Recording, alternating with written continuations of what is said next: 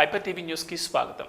ప్రజాస్వామ్య దేశాల్లో పత్రికలు కీలక పాత్ర పోషిస్తాయని, సమాజంలో జరుగుతున్న మంచి చెడులను ఎప్పటికప్పుడు ప్రజలకు పత్రికల ద్వారా తెలియజేస్తూ వారిని చైతన్యపరుస్తారని చెల్లకూరు మండలం ఏరూరు గ్రామానికి చెందిన సైకత శిల్పి మంచాల సనత్ కుమార్ వెల్లడించారు.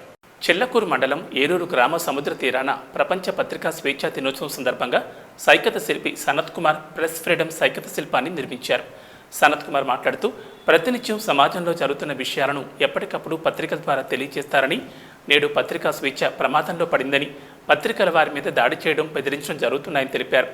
కోవిడ్ పరిస్థితుల్లో ఎంతో మంది విధి నిర్వహణలో విలేకరులు మృతి చెందారని, వారికి ఈ సైకత శిల్పం అంకితం చేస్తున్నామని వెల్లడించారు. వరల్డ్ ప్రెస్ ఫ్రీడమ్ డే సందర్భంగా నేను ఈ యొక్క సైకత శిల్పం అనేది చేయడం జరిగింది. ఈ యొక్క సైకత శిల్పం ముఖ్య ఉద్దేశం ఏంటంటే, సమాజంలో జరిగేటువంటి ప్రతి ఒక్క విషయాన్ని మనకు ప్రతిబింబించే విధంగా ప్రెస్ వారు మనకు చూపిస్తా ఉన్నారు.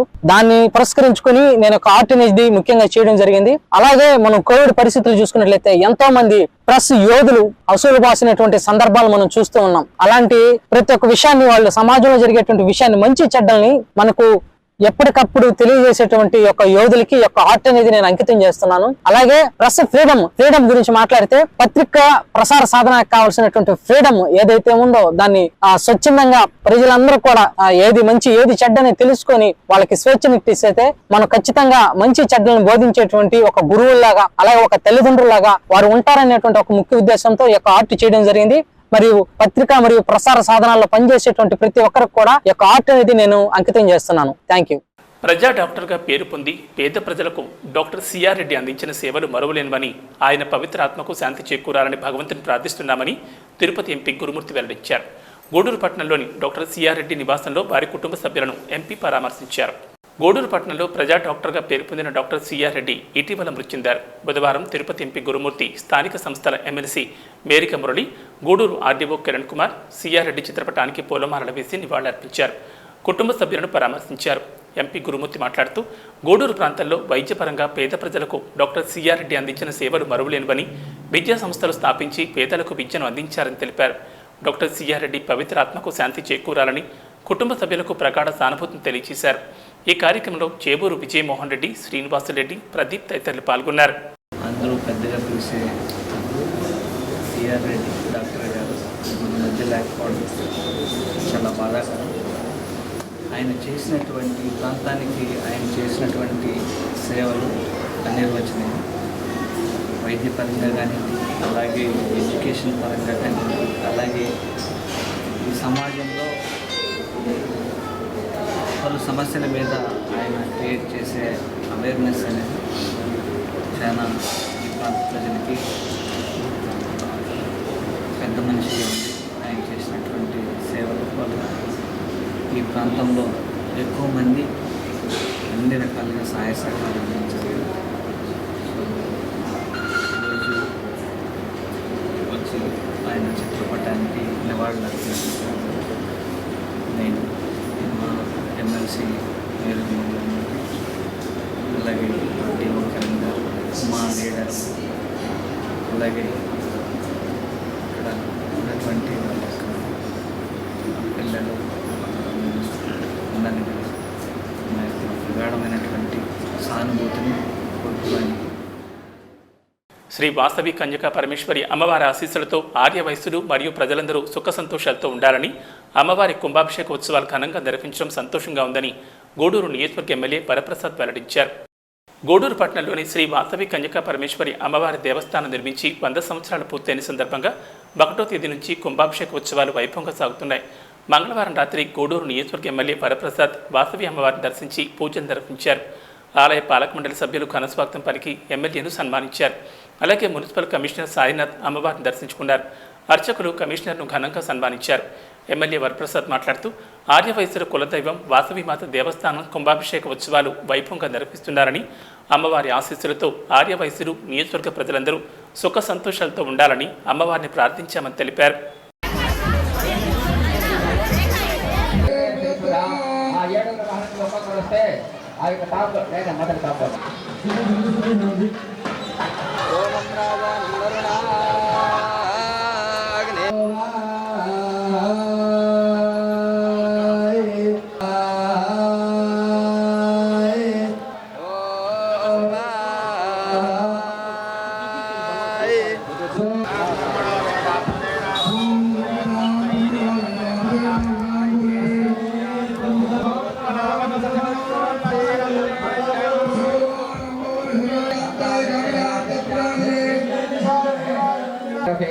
లాభం.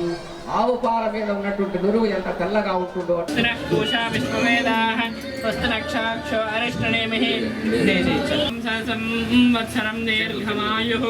శ్రీ వాసవి కన్యకా పరమేశ్వర దేవ్యాః దివ్య అనుగ్రహ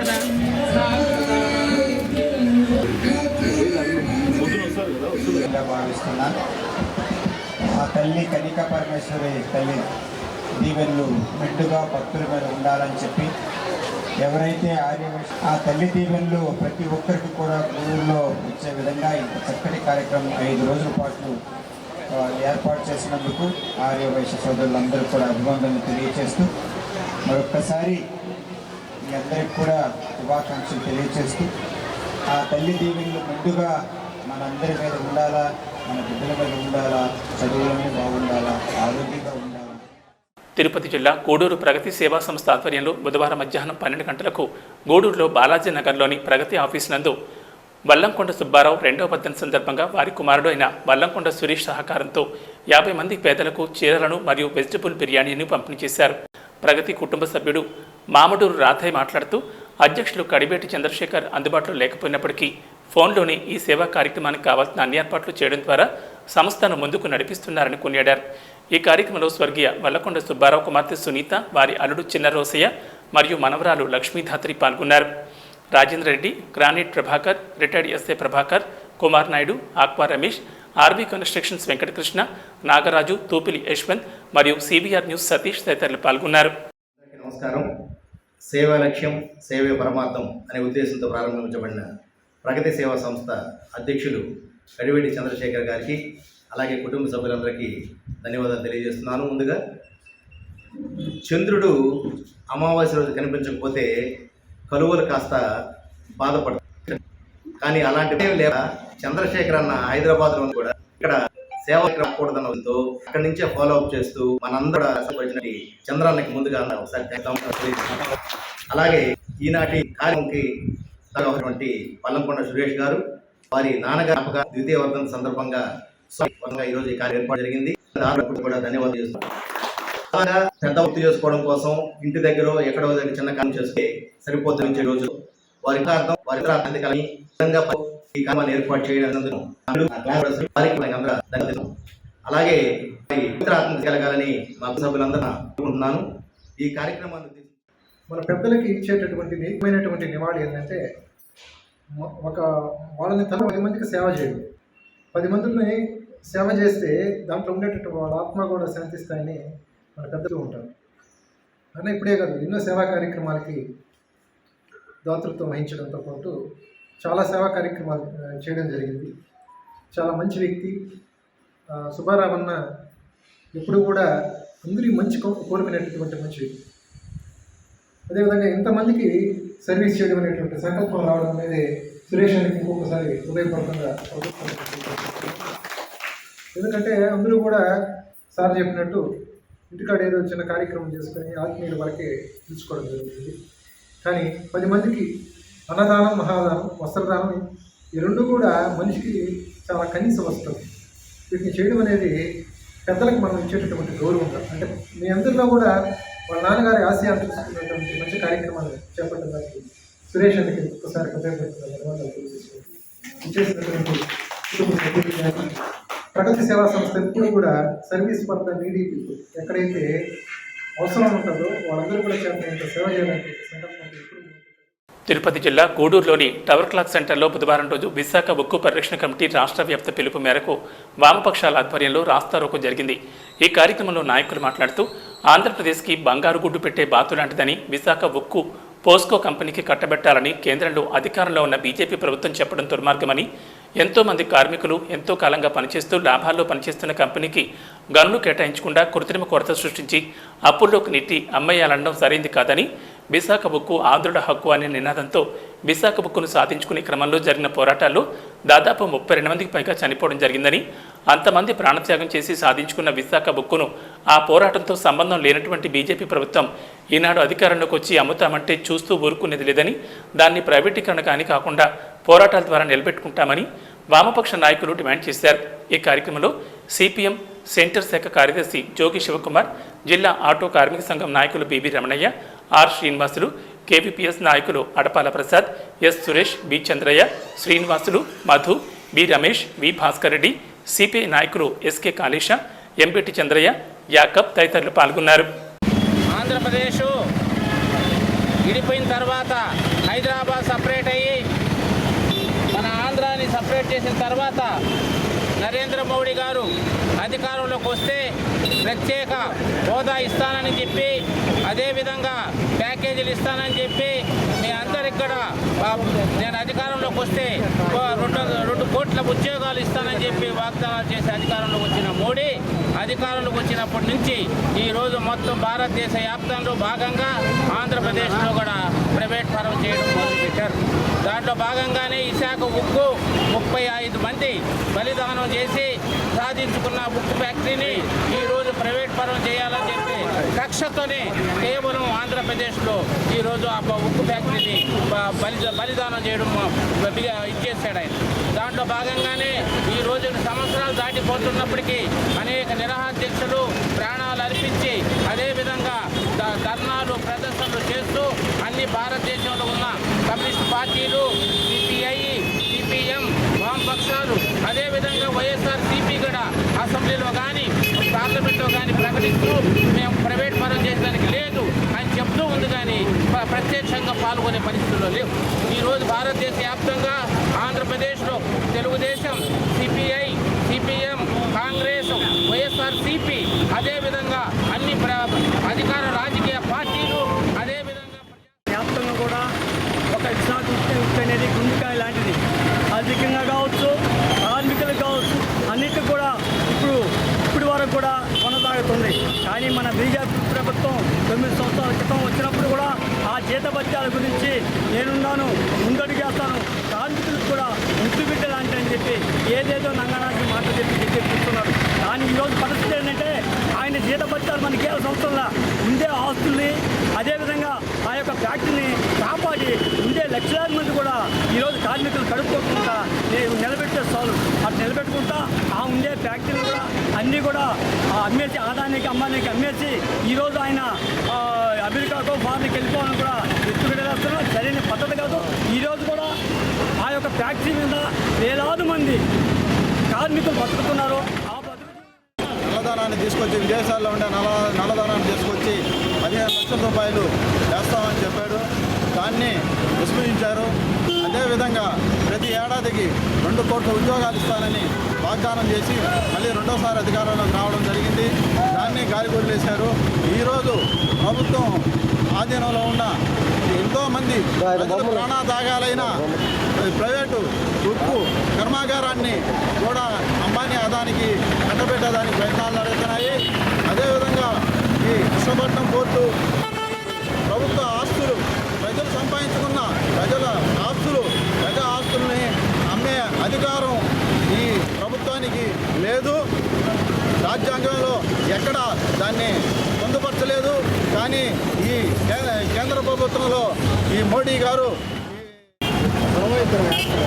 మనం మోడీ రెండవసారి అధికారంలోకి వచ్చిన తర్వాత ప్రజా ఆస్తుల్ని కేవలం విశాఖ ఉక్కు ఫ్యాక్టరీలే కాదు, బిఎస్ఎన్ఎల్, ఎల్ఐసీలు, రైల్వేలు, నౌకాయానాలు, అనేక ప్రభుత్వ రంగ సంస్థలు, ప్రజలు, కార్మిక వర్గం కష్టపడి సంపాదించిన సొత్తునంతా కూడా కార్పొరేట్ రంగాలకు దోచిపెట్టాలని మోదీ ప్రయత్నిస్తున్నాడు. మోదీ తర్వాత అమిత్ షా ఉన్న నేతృత్వంలో ఉన్న ఈ బీజేపీ ఆర్ఎస్ఎస్ కూటమి ఆ విధంగా ప్రజా ఆస్తుల నుంచి కూడా దారపురుషడానికి సిద్ధమైంది.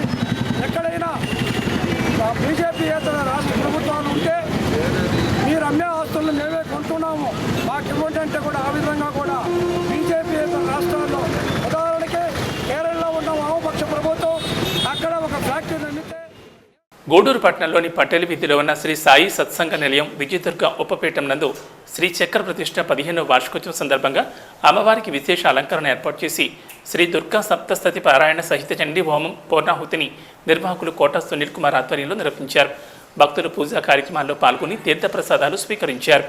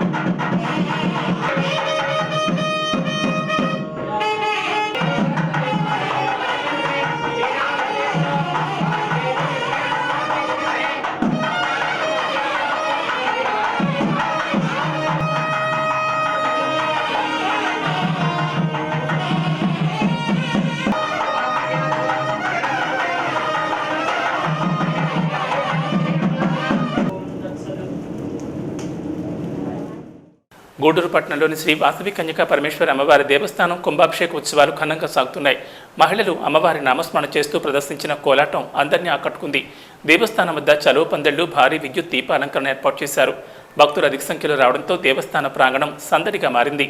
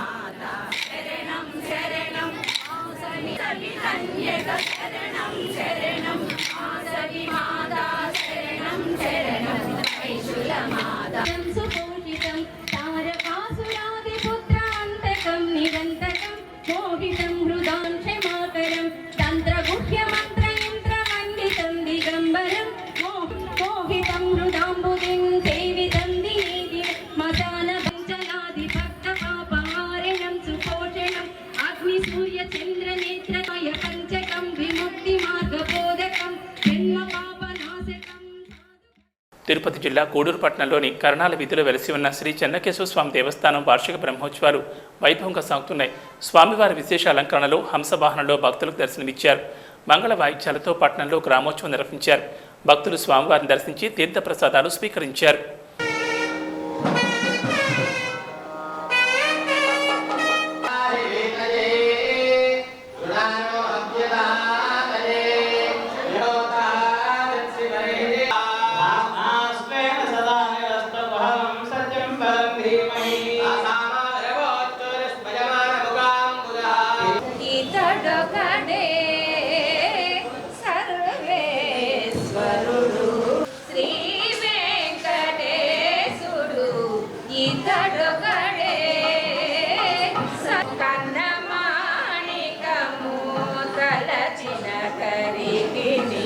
Tagudi, Pona Gina Pati Kanu,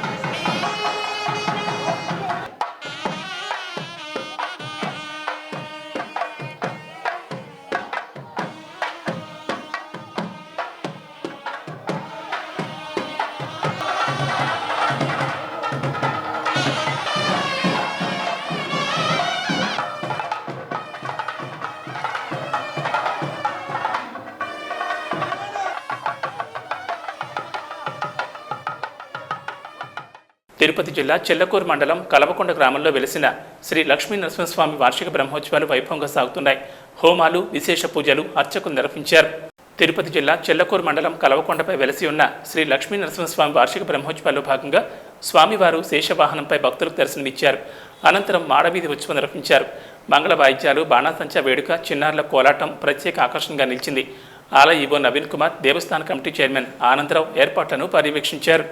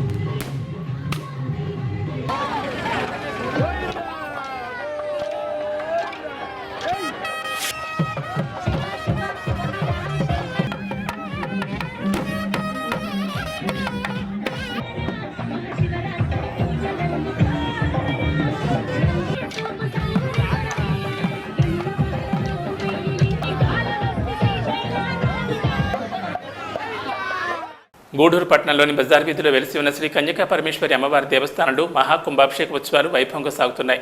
భక్తులు అమ్మవారిని దర్శించి తీర్థప్రసాదాలు స్వీకరించారు. తిరుపతి జిల్లా గూడూరు పట్టణంలోని శ్రీ వాసవి కన్యకా పరమేశ్వరి వారి దేవస్థానం మహాకుంభాభిషేక ఉత్సవాలు ఘనంగా సాగుతున్నాయి. చాలా భాగంగా శివపార్వతులకు విశేష అలంకరణ ఏర్పాటు చేసి మంగళ వాయిద్యాలు, వేద మంత్రాలు, ముత్యాల తలంబ్రాలతో శివ కళ్యాణం వైభవంగా నిర్వహించారు. మహిళలు అమ్మవారి నామస్మరణ చేస్తూ ప్రదర్శించిన కోలాటం ఆకట్టుకుంది. భక్తులు అధిక సంఖ్యలో హాజరై కళ్యాణాన్ని తిలకించి తీర్థప్రసాదాలు స్వీకరించారు. దోషం, అంగారక దోషం ఉంటే వారికి సంతానం కలగదు. యొక్క పరమేశ్వరుడు యొక్క నెత్తన ఉండేటువంటి దాన్ని బ్రహ్మ తీసుకున్నారు. వీళ్ళందరూ తీసుకున్న తర్వాత అమృతత్వం కాబోయే ముందు భయపడిపోయి అందరూ కలిసి ఏం చేయాలని ఆలోచించి మహావిష్ణుమూర్తి ప్రార్థన చేశారు.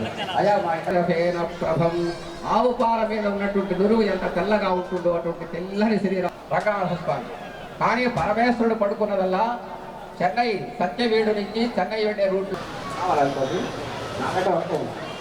అటువంటి ఆ యొక్క పరమేశ్వరుడు యొక్క జటాజోటంలో నిలిచినట్టయితే సంబోధన తీసుకునే వాళ్ళు హిమాలయ పర్వతాలకు అక్కడ ఉండి మాకండి. అందరికీ స్వామివారి యొక్క అక్షతలు అందరికీ కూడా ఇస్తారు. 9 మంది దిక్పాలకులు 9, 17 తర్వాత ఆయన ఎంత మహానుభావుడు. జగత్తు మొత్తానికి తల్లిదండ్రులు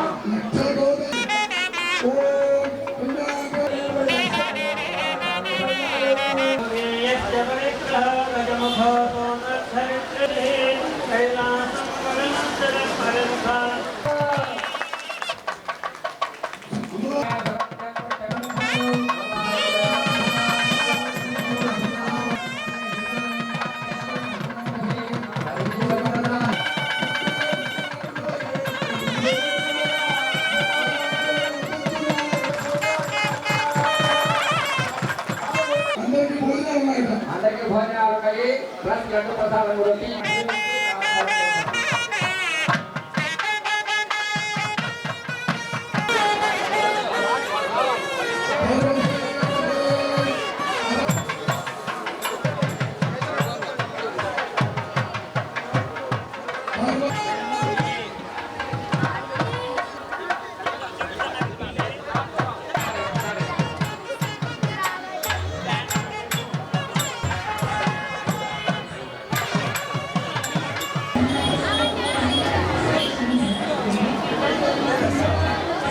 కార్యక్రమం ఉంది ఎన్నవద్దు. అలాగే ఇప్పుడు ఇంకొక పుష్పమాలు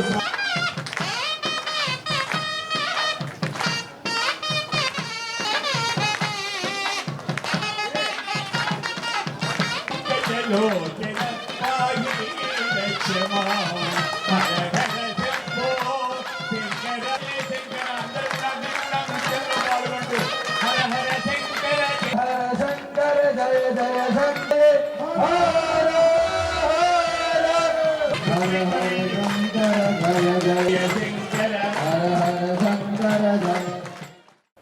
ఏబీ బులెటిన్ విశేషాలు.